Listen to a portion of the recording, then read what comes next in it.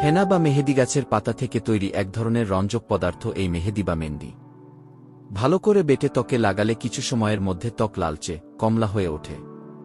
মেহেদি দিয়ে ত্বকে করা সুন্দর নকশা ও বডি আর্ট বিশ্বজুড়ে মেহেন্দি নামেই পরিচিত। আরও ভালোভাবে মেহেদির রং পেতে হলে প্রথমে মেহেদি গাছের পাতাগুলোকে ভালোভাবে গুঁড়া করে নিতে হয়।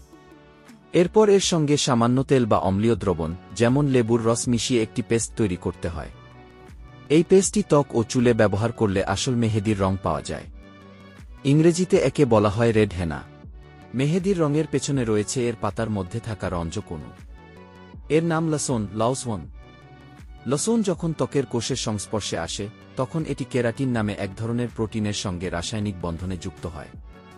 ত্বকের ওই কোষগুলো স্বাভাবিক নিয়মে ঝরে যাওয়ার আগ পর্যন্ত এই বন্ধন টিকে থাকে।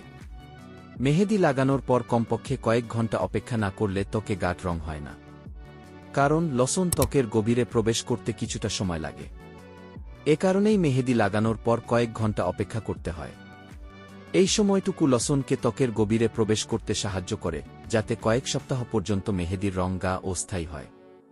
সাম্প্রতিক বছরগুলোয় বিশ্বের কিছু অঞ্চলে কালো মেহেদি তৈরি করার জন্য চুলের রঙে ব্যবহৃত পিফেনিলিন ডায়ামিন বা পিপিডি নামে এক ধরনের উপাদান মেশানো হয়। ত্বকের নিরাপত্তার কথা বিবেচনা করে যুক্তরাজ্য, ইউরোপীয় ইউনিয়ন সহ বিশ্বের অনেক দেশেই এই পিপিডি ব্যবহার নিষিদ্ধ করা হয়েছে। কারণ এটি ত্বকের সঙ্গে বিরূপ প্রতিক্রিয়া করে নানা রকম ঝুঁকি সৃষ্টি করতে পারে। ত্বকের গভীরে মেহেদি ত্বকের ঠিক কত গভীরে প্রবেশ করতে পারে? ১. মেহেদির পেস্ট। মেহেদি সরাসরি ত্বকে প্রয়োগ করা হয় যাতে লসন অণুগুলো ত্বকের কোষে প্রবেশ করে কেরাটিন অণুর সঙ্গে বন্ধন তৈরি করতে পারে। ২. ত্বকের বাইরের স্তর। এটি ত্বকের সর্ববহিঃস্থ এপিডার্মিস স্তর।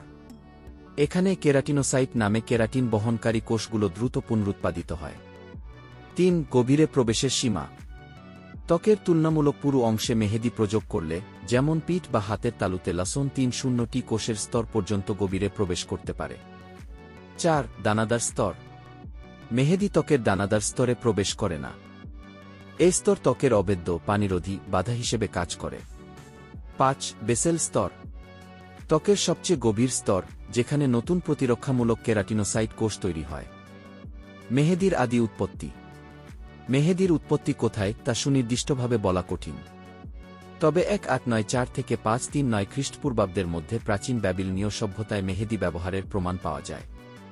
একই রকম প্রমাণ মেলে প্রাচীন মিসরীয় সভ্যতায় ৩১০০ থেকে ৩৯৫ খ্রিস্টপূর্বাব্দের মধ্যে।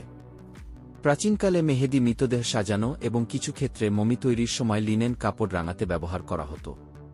চুল ও নখে পাওয়া কেরাটিনের মতোই মেহেদির লসন ক্ষয় প্রতিরোধী, মৃত্যুর পরও দেহে থেকে যায়। প্রত্নতাত্ত্বিকেরা যখন মিসরের ফারাও দ্বিতীয় রামেসিসের, যিনি রামেসিস দ্য গ্রেট নামে পরিচিত, মমি পরীক্ষা করেন, তখন তারা আবিষ্কার করেন যে মমির চুল মৃত্যুর সময় সাদা হওয়ায় মেহেদি দিয়ে উজ্জ্বল কমলা রঙে রঞ্জিত করা হয়। সূত্র: হাউ ইট ওয়ার্কস লেখাটি 2025 সালে বিজ্ঞানচিন্তার মার্চ সংখ্যায় প্রকাশিত।